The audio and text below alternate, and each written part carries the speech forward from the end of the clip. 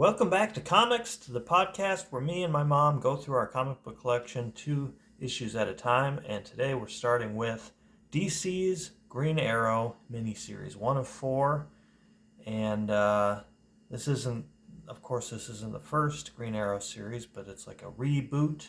So we get some of his origin story, as well as like his new circumstances that are going to unfold in this 4-issue miniseries. I love this cover. Nice cover, yeah. This flurry of different styles of arrows. I like how some of them look a little different, or maybe it's just the length. It's like the foreshortening or whatever. I like how they're showing how fast he can knock like he can, he can clog up the barrel of a gun. That's pretty cool. Yeah. So we start off with like a little mini adventure where we have the 2 parts of Green Arrow's identity. We have Oliver here. Oliver Queen is a columnist. He writes for the newspaper about making the world a better place, and he fights injustice as the Green Arrow at night. He's an archer. So a little different from the Netflix.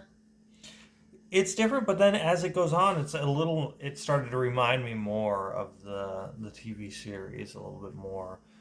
So here's our mini adventure in Star City. We have these 2 punks who are beating this guy up. He's like, "You ordered us out of your establishment, huh? I bet you changed your mind now."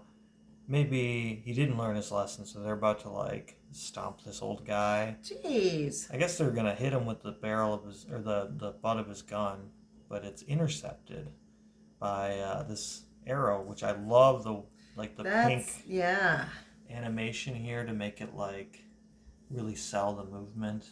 Yeah, nice. How quick he responds. Fuck. And I love the lighting behind his head when it reveals who it is. This cool little green hat. I love all the lines and the bow. Yeah, nice.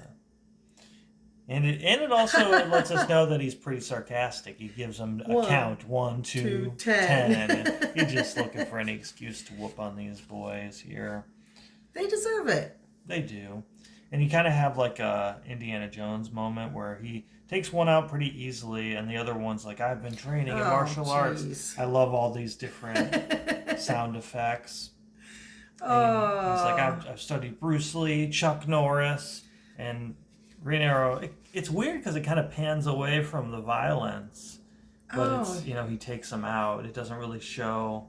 I guess he intercepts his kick and like punches him in the gut or something. Probably because he just does it with with simple moves, like chink, chink, and it's all over. Yeah. The guy's flailing, and all he does is Soupy Sales. That's who he studied. What? Gets a little. That's dated. What year is this from? Well, he said he was studying Bruce Lee and Chuck Norris and Soupy Sales, so he's making fun of his skills here. This is from, I think it's from 83. Let's take a look here. Okay. Nope, it's 83.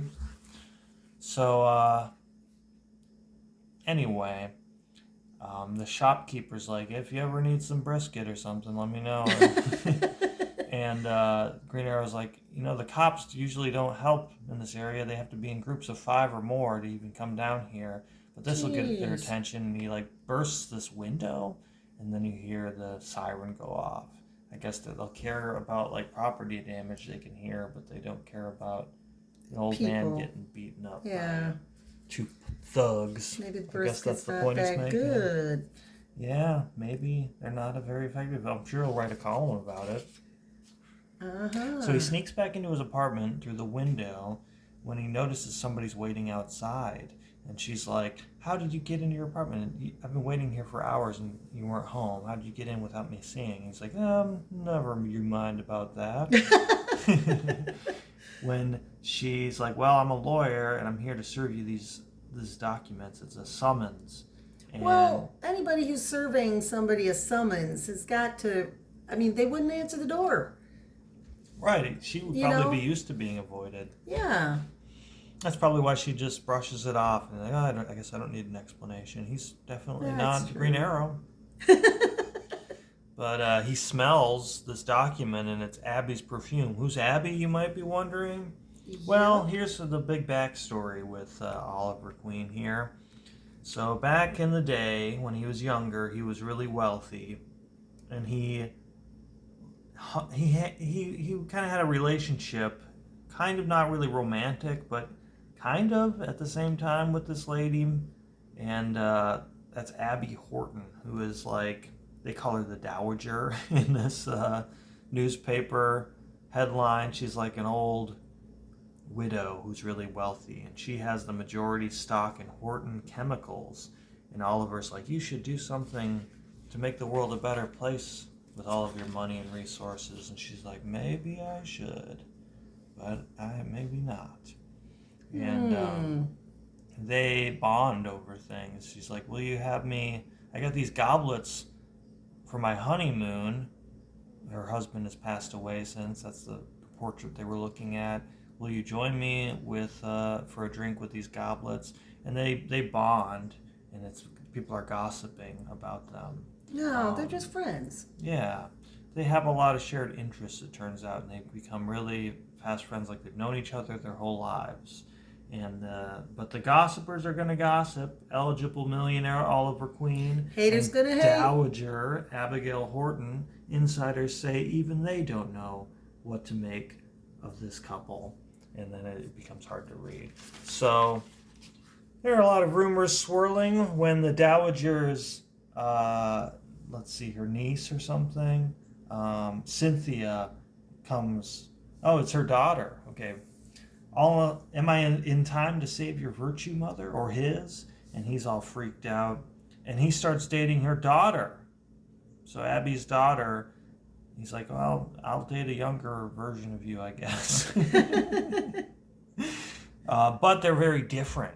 He's like, do you got something against jazz? And she's like, I like the orchestra. And he's like, what if we watch a boxing match? And she's like, I would rather watch ballet. And so even though he's a millionaire, he's got very like working class tastes, is what they're trying to say. He's a man of the people. He likes boxing. He hates high culture, and he gets thrown off his boat. I'm jumping ahead a little bit. He leaves because it's like they have a really tumultuous relationship. Yeah. And when he's off on his boat, at some point, he's like, what are you playing pirates out here? And they're like, no, we're actually pirates. We're not playing at all. Oh, crap. So they throw him overboard, and this is his big character change. Okay. So this is somewhat similar to the TV show where he's kind of like a spoiled brat, wealthy, he's not very worldly, but then he has to survive on his own, and he's like, this fish, it looked pretty gross. It was orange, and it had this weird webbing in its face, but it was the best meal I ever had because I earned it. And these weird leaf clothes I wore were the best clothes I ever wore because I made them. Ew, his gloves out of leaves. That's weird. Yeah, it's kind of cool though. It's like a weird. It's kind of like Robin Hood, but like more forest themed. I don't know. So eventually those pirates come back to the island that he swam to deposit some of their riches, but he was waiting for them, and he shoots one arrow that takes out 3 of them. I love the lines of this water. So it doesn't go into his training, it's just he learned all that from just doing. Yeah, I think the point of this whole sequence is to be like, okay, in previous Green Arrow miniseries or like runs of it, this is like what you need to know of, like, he taught himself survival. They give you the short version because I think in the show he was trained by Deathstroke or some character like that, and they go in a different direction. But they even show he has that 10,000 hours kind of thing. Exactly. Well, he was probably fishing for 10,000 hours. The pirates took a long time to come back. True. He has his little sidekick here, and they even go through like the Green Lantern era later on. But for the time being, all you need to know is that he's broke. He loses his corporation because when he comes back to civilization, he's so distracted by being Green Arrow that he's not very business savvy. And so Abby's like, well, what if I just give you a loan? And he's all like, I'm a self-made person. I'm so independent, and I'm sorry I yelled at you, but please don't ask me asked to give me money ever again. He's like, I'm going to get myself out of it. So then we fast forward through the years of, there used to be that comic that featured the two green guys. I love how confident he flies. Yeah. He's like, I do this all the time. Green Lantern's like, well, with help. I'm doing most of the work. Don't look like you're so cool down there. And she's more just like, okay, I'll be still. He's like no leaning Reed into Richards hanging on for dear life. Yeah. But so this is just all backstory to say, he met a new love interest that's filled the void because Cynthia's gone. That's Black Canary, and they get along a lot better. He found his best friend in the whole world, Green Lantern. He's like, you love green as much as I do. And so now we're back to the present day. Twist, though, Abigail Horton now has died, and so he's been invited to the reading of her will. That's what makes the circumstances different. So we know his backstory, get the gist of, like, here's some characters he's associated with, but new circumstances, death. And he's going to this will reading, and he notices all these family members in the Horton family that didn't care for her, didn't, of course, it's the classic, like, we were just waiting for her to die to inherit all the money. I love this big vertical panel, though. I love these lines. Yeah, that tells the creepy family, definitely. It's really creepy, yeah. They go into the drawing room, and this lawyer is like, well, Abigail wanted to be present for the reading, so they have her urn there. And as you might predict, as we go through the will, which is actually pretty short, she's like, I leave this person $2 million. She's like, that's all. These two, Cynthia and her new husband, $4 million. What about her stock? And she's like, come on, have some class. And then for her brother Maxwell, $3 million, and he actually cared about her. They make that point a couple of times. He doesn't care about the money. To Oliver Queen, the crystal goblets, and he's like, oh, okay, good. And $34 million and controlling stock in Horton Chemicals. And they're all like, what? And it's like an anime panel or something with all the lines in the background. You can hear the music intensify. And it's not jazz. So, of course, they're like, we're going to sue her. She wasn't in her right mind and all of this stuff. But they clarify that this lady who had served or summoned Oliver was with Abigail for this will change a couple of days before she died. And so she called this lawyer saying, like, it was an emergency. They changed the will, and then 2 nights later she was found dead. The two mornings past that. So they think, it's kind of suspicious, and it makes Oliver look bad. He looks so sad. Even his mustache looks sad in that panel. I like how creepy his facial features are in this lamp-lit room there. That looks like the glow off of her urn. Yeah, like the reflection. I really like the texture in the background of these panels, too. This has really good art in it.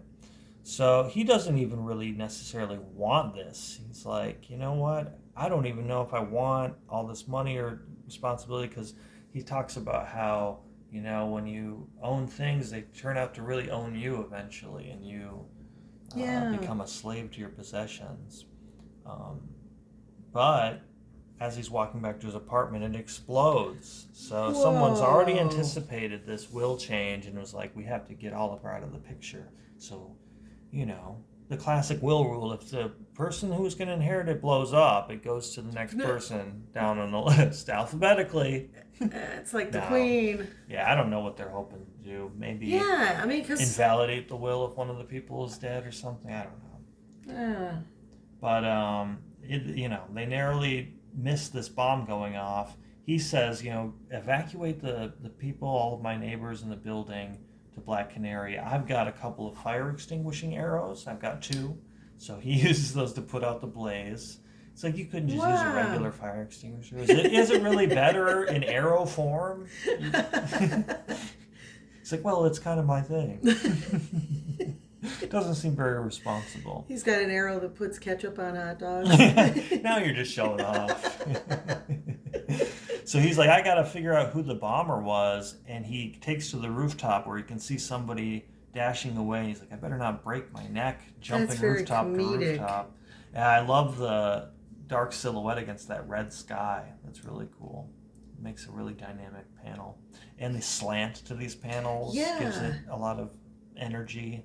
All these asymmetrical little blocks here. Yeah, nice. He catches up to this guy, and he's calling him. They're having some like banter, and he's like, I wanted the big fish. It looks like I'm gonna get the minnow, and he keeps calling him minnow and stuff. He's like, no need to whine, minnow. You aren't even hurt. Not to worry, minnow. He calls him minnow like 4 times, and it's like, Yeah, congratulations, minnow. I know. It's like, could you do something new with that idea? You just keep calling him Small fry. Yeah, just what come else up could with he some. call? Yeah, exactly. It's a little lazy. I do like the negative space that breaks up all these asymmetrical panels. He's like parachuting through the panels. That's kind of nice, cool. yeah. He easily disarms Minnow here, and he's basically going to interrogate him. But just as he's about to say, I'm just a hired man. He thinks I don't know, but he's really, and something in his pocket goes off. I love this panel. Whoa. How it's all washed out like that. Yeah. Into this explosive. He gets blasted. The I air wasn't going to is tell. suffused with odor of charred polyester and charred flesh. Ooh. Yeah, he tries to go back on. He's like, I wasn't going to tell. He's Interesting vaporized. enough, this drawing looks like a fingerprint. It really does. I wonder if the artist... artist... And he wasn't going to tell the identity. So... Yeah. That's kind of cool. And what identifies you more than a fingerprint? Yeah, that's really neat. I like that. So anyway, after, not really making any progress in figuring out who's trying to kill him, he shows up at Morton Chemicals in the morning. I love this panel. Ooh, yeah, that's it's almost nice. sci-fi looking or something. And he goes to Abigail's old office. They don't even know to expect him. These office workers are like, who are you? And he, of course, cockily is like, get me a coffee and a Danish, and like, don't go overboard on the cleaning. I like it a little messy. He puts his feet up all arrogant on the desk. So he's decided, if somebody's going to try to kill me for this, I'm going to embrace it. I'm taking it. Yep. Well, what better way to make them mad and make them expose themselves? Yeah, exactly. Because, those bad guys, they can't handle it. So I guess it's like a return to status quo before he went on the island. He was rich. He went on the island. He lost everything. Now he's rich again. But one of his core characters has passed away, and his old love interest has married someone else, and he has a new love interest. So it's a slightly tweaked version of his status quo.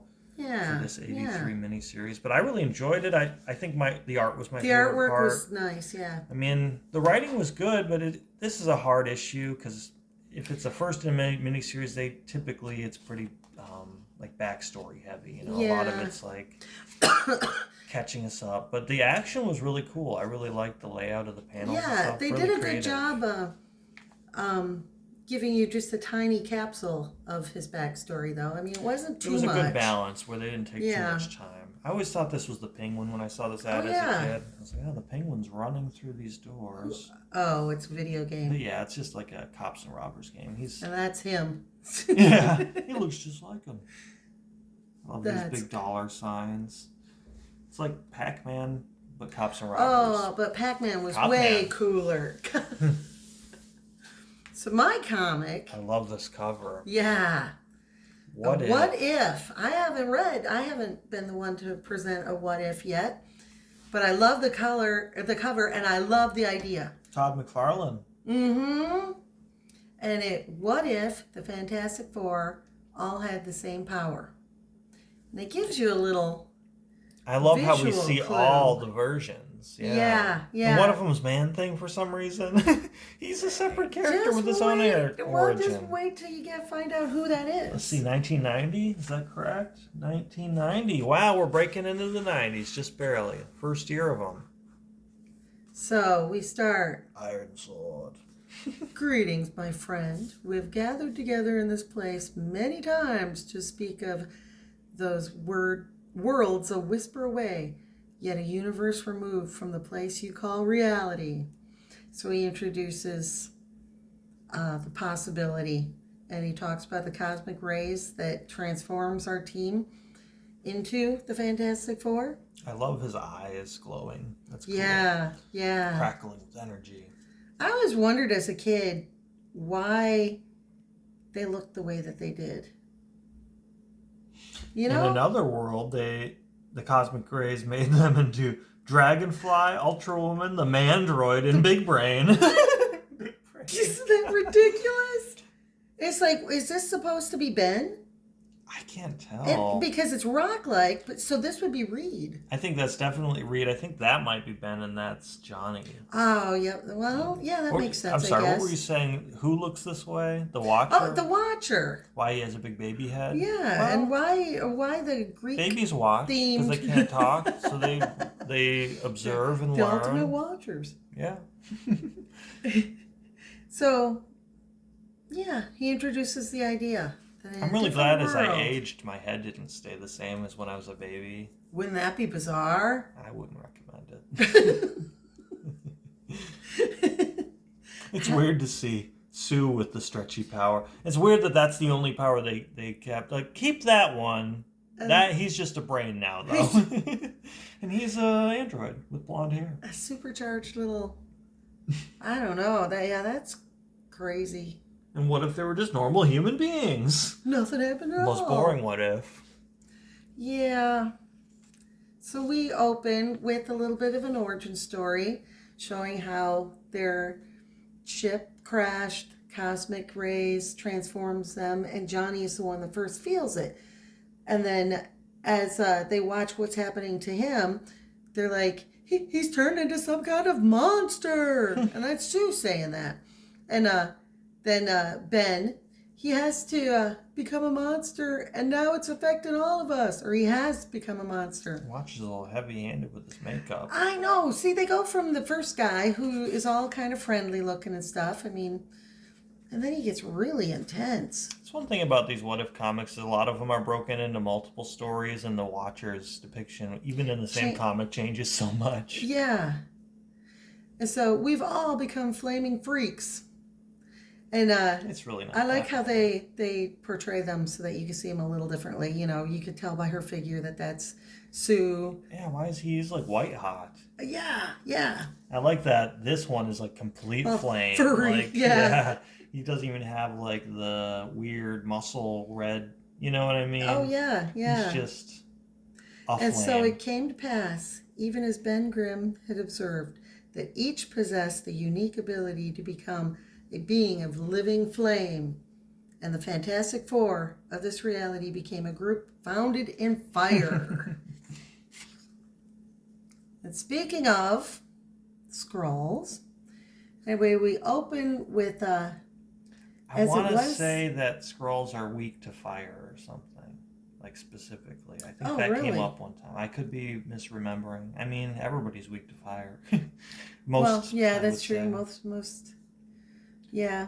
But I could have swore it has something to do with that. Anyway, so these are some of their classic adventures, but now they're all fire people. And then, and so for this episode, he called himself the Miracle Man.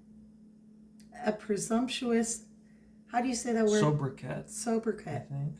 For hypnotist, posing as a stage magician. Oh, I'm stumbling over my words. And so what he's trying to do, come up with a new way of fighting, of creating havoc. So he looks out his window and he sees this big fake, like, creature. Oh, that's not the Mole Man monster? No. I guess he's got a fin, doesn't he? Yeah, and he's an advertisement. He was built to advertise this horror movie. So he's just a wooden creature. And as the Miracle Man makes ready his bold plan, he is observed by the junior member of the quartet. And so Johnny's like, hey, we have to do something. Reed, he's making some kind of strange gesture. And then it comes to life. Look, the monster is coming to life. So they take off hastily. And, but Reed, how will we find that monster? Should we fan out? So the white one is Reed. Mm-hmm. And that won't be a necessity, Sue. Look over there. So they find it. and he's charging down the road between two derelict buildings. So they're like, "This is perfect. That's pretty good timing." Yeah, let's get him him while he's at the derelict ones. Because who's you gonna? know, those two that are across the street from each other. Yeah, they're like, "Hey," and even Ben is like, "Hey, it'll do the city good because if the buildings go down, it'll save some money for the." But the tear down cost. Oh, but somebody's feeding their baby in the derelict building. Her name is Angelica, though her mother calls her Angel. A gift, she says, from a benevolent heaven to compensate for the pain in her life. And she had lost her husband. And after losing the husband, the breadwinner, they had to move into this derelict building. She's a waitress who is treated terribly by the customers, and she doesn't make money in tips and everything. So they go and they're attacking this wooden and paper creature, set him ablaze, and she turns to look out, and the guy's like, "What are you going to do to get any coffee around here?" And just treating her terribly. And she's exhausted because she has to work longer hours because she doesn't make much. And these guys are out there fighting. And it was nothing but wood and plaster. How did the Miracle Man make it move? I don't know, Johnny, but we better go after him before he does something else. So they take off, leaving that big burning hulk of a monster between those buildings. You think if all of them had fire powers, they would all be a little more mindful of the consequences of what fire can do? Exactly.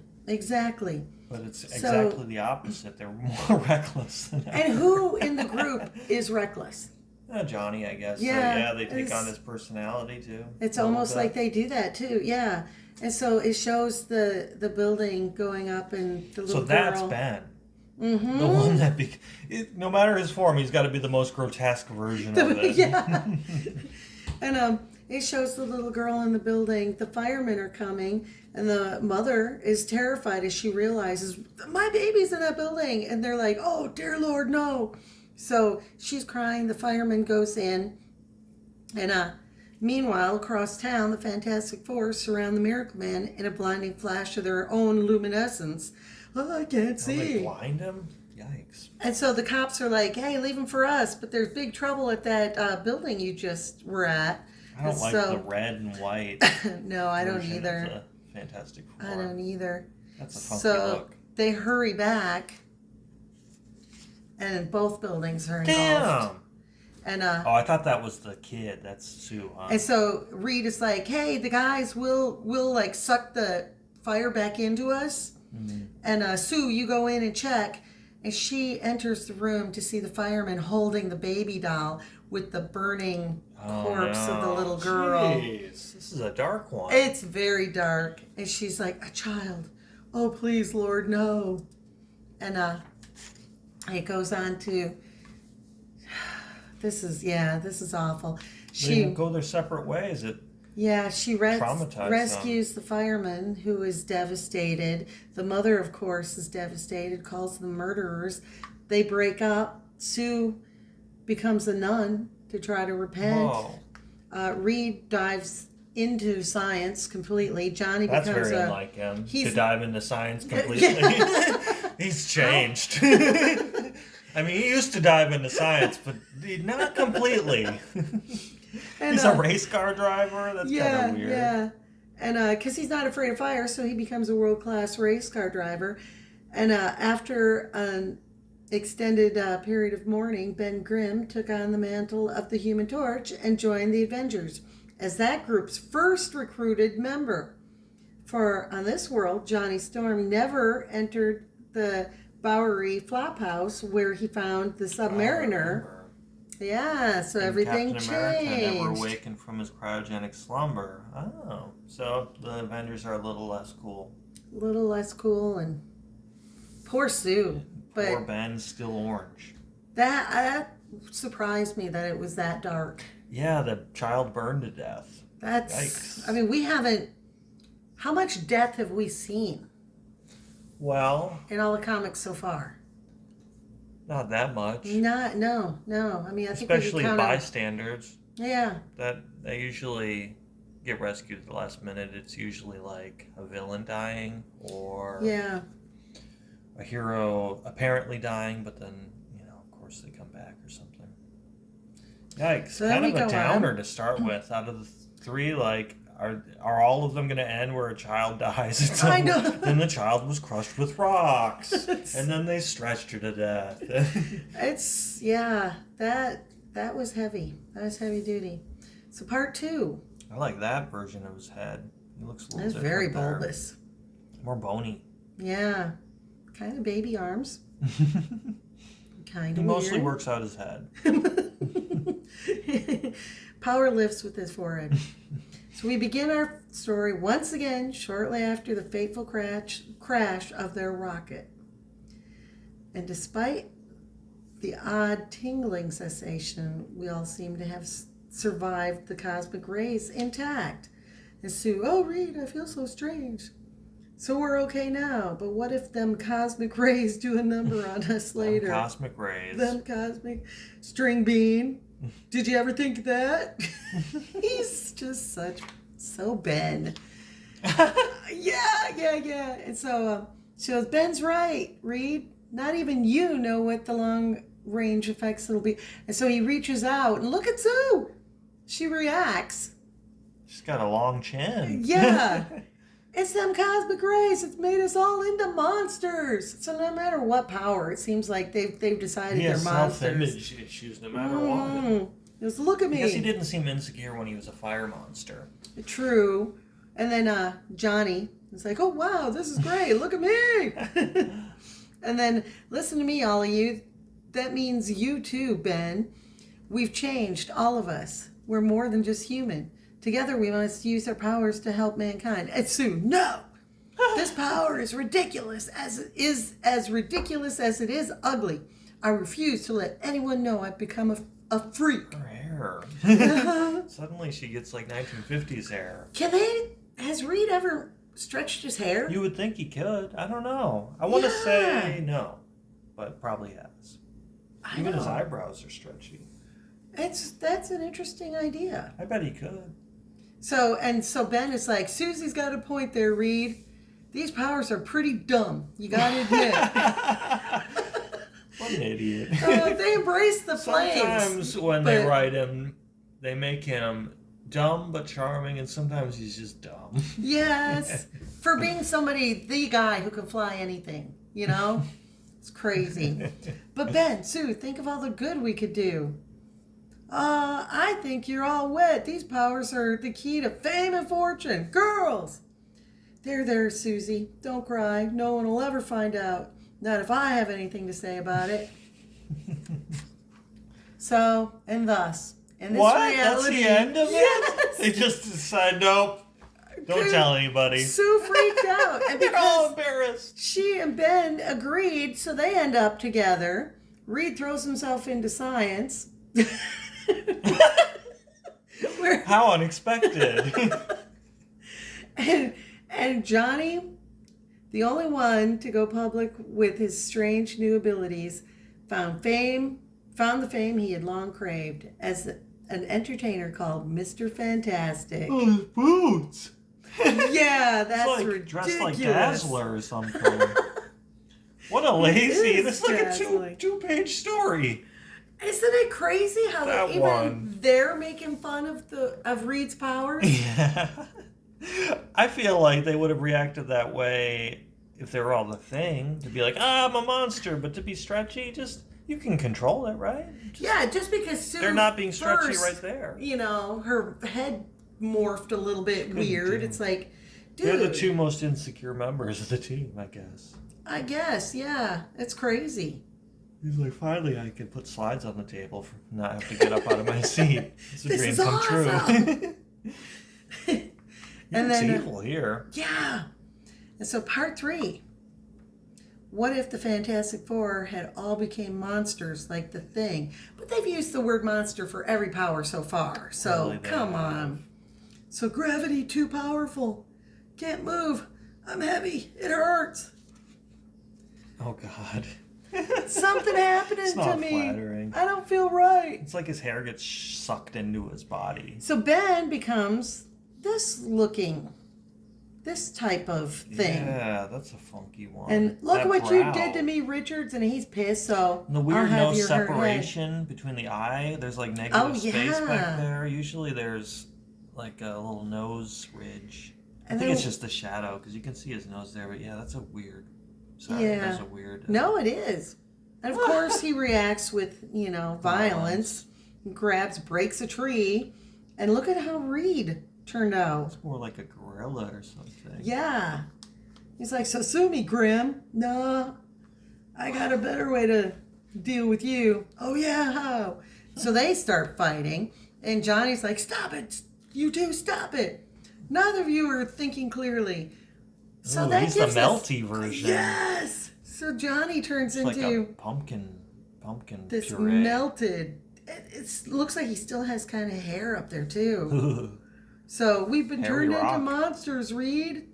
And so even it's crazy. But have you noticed? It gives you insight into. Okay, Ben was a kind of a crotchety, grouchy, know-it-all, common man. But becoming the Thing, it really talks to his psyche, because it's controlling. It's almost like his anger isn't as controllable. And like how last week you were talking about how he holds back his power. Maybe mentally he holds back, and that's part of the reason that he is so insecure and hates being the Thing so much. If he would embrace it, he'd be more powerful. Yeah. But yeah, Johnny turns into this beast-like That's a common thing theme for him, is like, well, if I make the best of being the Thing, I can make a difference. And he's always in the more world. successful once he realizes that with the Puppet Master. But it's a cycle. Then he gets low self-esteem again. Somebody says a cutting remark. And that has to be part of the power because, Reed responds right back. Yeah. He's with just rock-like gorilla mentality, and he's Mr. Keep it cool-headed. And Johnny's just nasty. But then he's like, Sue! And they turn. Look at Ben! Oh my God. Sue! She's the Man-Thing. Yeah, and where Susan Storm. No sign of intelligence. I know! A misshapen monstrosity. Yikes. Sue, is that you? Can you talk? I don't think she can anymore, Johnny. He's like, Susie. I like that they spell women with an I. Yeah. Women. And so, look at Johnny. He's just hugging his sister he's like, melting, oh my actually. God. He's trying to hold on to anything. So Reed is like, we have to get back to the lab. So they start walking to the lab, and these cops are like, what is that? Is that some actors for some movies?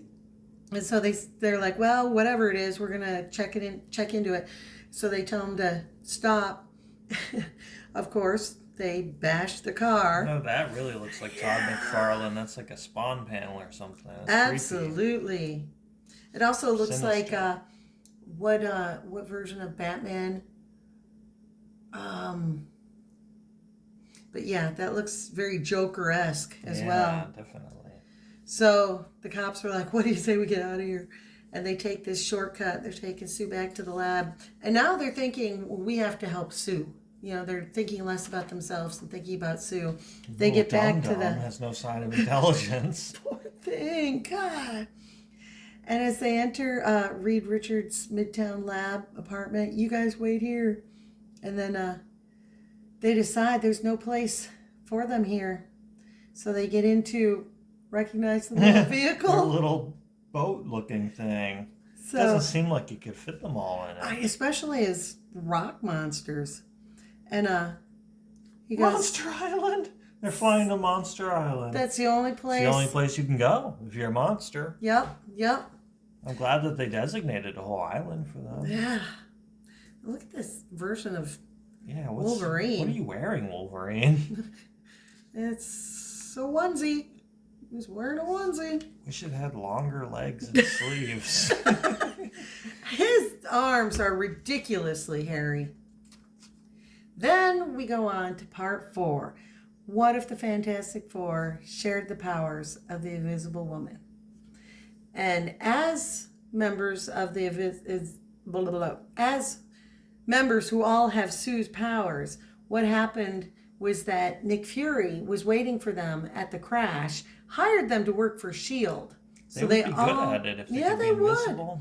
So Sue works as the chief dispatch officer in charge of internal communications. Reed is lost in science. Johnny is vehicle maintenance and Chief design. Race car operator. And Ben hates himself. And Ben Grimm, recruit trainer and chief pilot. And look at this watcher. At least he gets to be a pilot in this universe. Yeah. Yeah, it's weird how they make him looking down at everyone like that. The tall panel. He's above it all.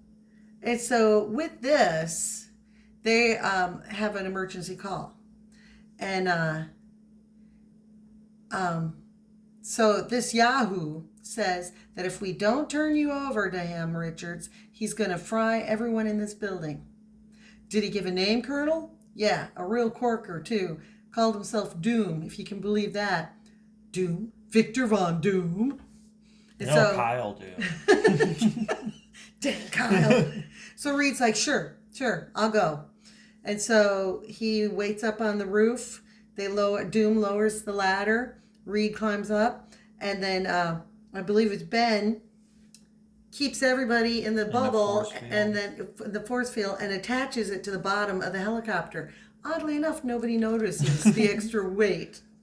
Well, it's a visible weight. It's a strong helicopter. And they go, and it's funny, it goes, we will reach my kingdom and your death in a matter of moments, Richards. Your home is a castle.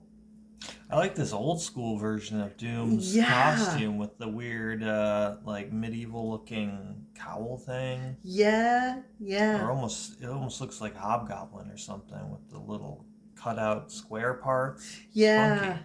Oh, yeah. And the colors look really retro in this sequence. The color looks a lot different all of a sudden. And so he gets Reed, and he falls down, and the other members of the team show themselves. And he's like, so the intruders are revealed. He's like, and Ben, he can see us. So tell me something I don't know, Squirt. Afraid you have to have the tempo right when you're talking Ben. And you've made a grave error in challenging Doom. A mistake you shall take to your graves. And so they start feeding him while Sue goes to find Reed. I like how Doom fights. Actually, that's a cool blast. Yeah, an invisible force field. He can make himself intangible, though. Yep.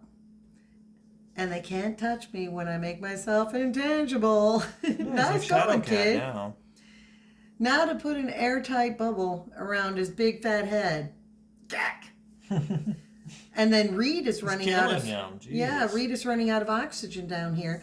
But Doom is like, fool, did you think I would build a suit of armor without its own oxygen supply? Or do you Americans think at all? This pose is great. Wow. That gun.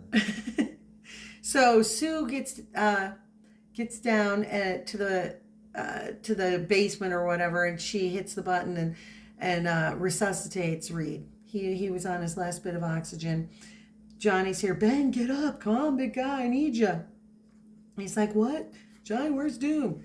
And a very perceptive pup, though I usually detest the use of handheld weapons, I was prepared if the rumors of your powers were true.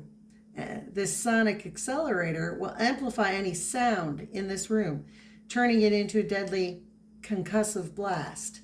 You may be able to deflect the light rays, but your abilities should offer no such respite from sound. And then Reed and Sue. I know, that's a great action pose. It's like he pulled that gun out from behind his chair and just whoosh. And this is a good pose too. Yeah, the way they draw his mask there, that's cool.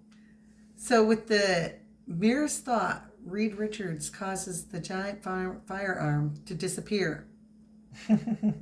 And then he still feels its weight. Gone. Yeah, he still feels that he has it, and then now Ben, and At his team leader's command, Ben Grimm puts every last iota of strength he possesses into one final killing blow of pure invisible force.